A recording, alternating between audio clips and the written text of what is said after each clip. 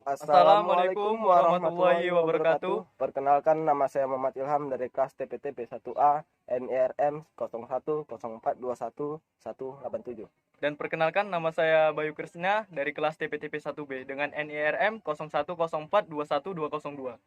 Nah, kali ini kita akan membuat tugas video psikologi tentang sosialisasi pertanian. Nah, di video ini saya Bayu Krisna sebagai narasumber dan rekan saya Ilham sebagai pewawancara. Malam dan pagi dimanapun Anda berada. Pertanian sekarang menjadi topik utama di media sosial dan TV Indonesia. Karena apa? Karena harga pupuk yang naik menjadikan petani tertekan. Petani harusnya dihargai, bukan diinjaki.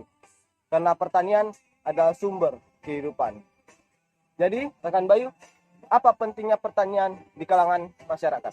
Nah, jadi sektor pertanian berperan penting dalam pembangunan ekonomi nasional, termasuk pembangunan ekonomi daerah. Karena sektor pertanian sebagai penyedia bahan pangan untuk ketahanan pangan masyarakat, sebagai penyedia lapangan kerja, dan sebagai sumber pendapatan masyarakat. Jadi begitu ya Pak Bayu. Ya. Oke, di sini sekarang kita sudah bersama salah satu petani milenial, yaitu Pak Bayu. Petani apa Pak Bayu? Petani kangkung. Petani kangkung, omsetnya sudah besar nih. Ya, lumayan sih. Sudah berapa lama Pak Bayu masuk di dalam dunia pertanian?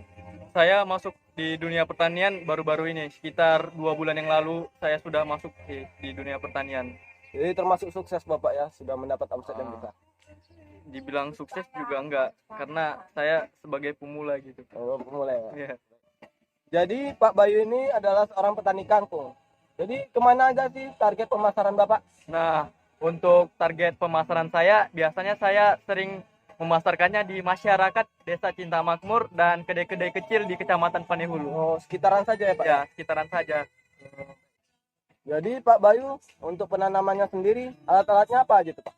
Nah, untuk alat-alatnya biasanya saya sering menggunakan 1 buah cangkul dan tidak lupa bibitnya. Tergantung kita berapa yang mau kita tanam, ya itu yang kita beli. Nah, sudah. Yang ketiga, 1 buah meteran. Yang keempat, 1 buah gembor. Yang kelima, 1 buah parang atau babat. Nah, itu saja sih.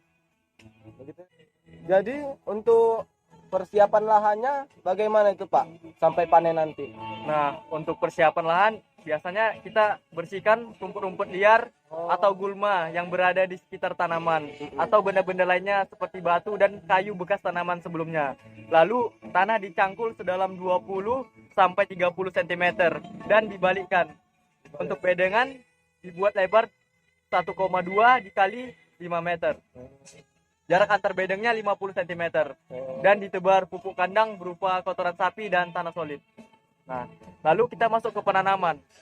Penanaman biasanya dilakukan pada sore hari, yakni pada jam 16.00 sampai 18.00. Hal ini bertujuan agar benih yang baru ditanam tidak langsung mendapat udara kering, sehingga benih cepat berkecambah. Untuk penyiraman, biasanya saya melakukannya 2 kali sehari, yakni pada sore dan pagi hari. Dan alat yang digunakan alat siram gembor. Iya Pak.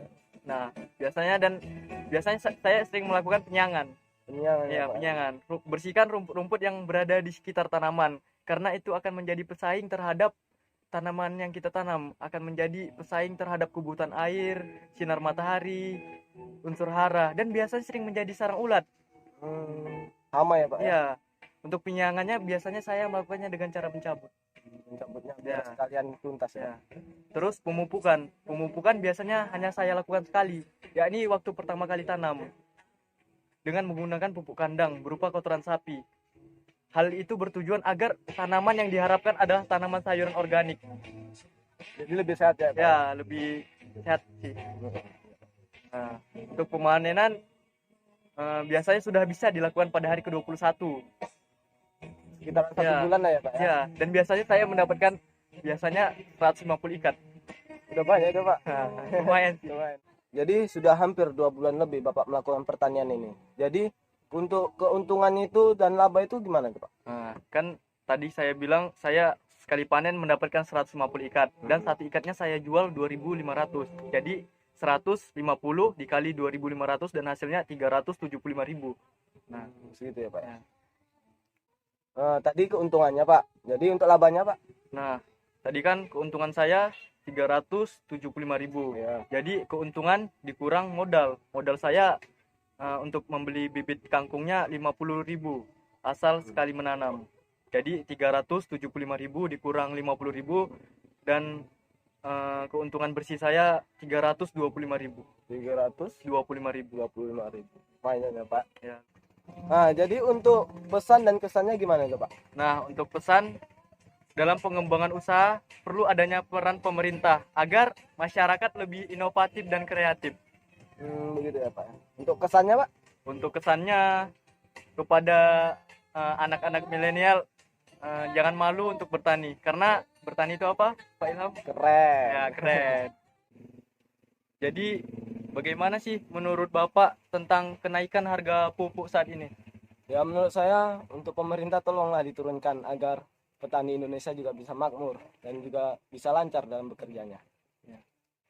Nah, kan sekarang pertanian kan sudah mendunia. Apa sih harapan Bapak ke depannya untuk para remaja milenial saat ini? Ya untuk remaja milenial, tolonglah ditumbuhkan cinta rasanya kepada pertanian supaya pertanian lebih maju ke depannya. Mari ya kita tumbuhkan rasa Karena cinta itu. kita akan menjadi generasi berikutnya. Iya, betul. Jadi, sekian saja video dari kami, tugas psikologi tentang sosialisasi pertanian. Semoga bermanfaat bagi kita semua. Amin. Saya Bayu Krisna dan rekan saya Muhammad Ilham, pamit. Assalamualaikum warahmatullahi wabarakatuh. Siapa yang menabur benih? Dialah yang memanen. Petani yang bekerja keras harus yang pertama kali menikmati hasil panennya. Tujuan akhir bertani bukanlah menumbuhkan tanaman, tetapi menjaga kehidupan. bertani adalah pilihan, tetapi menjadi petani yang sukses harus dengan penuh perjuangan.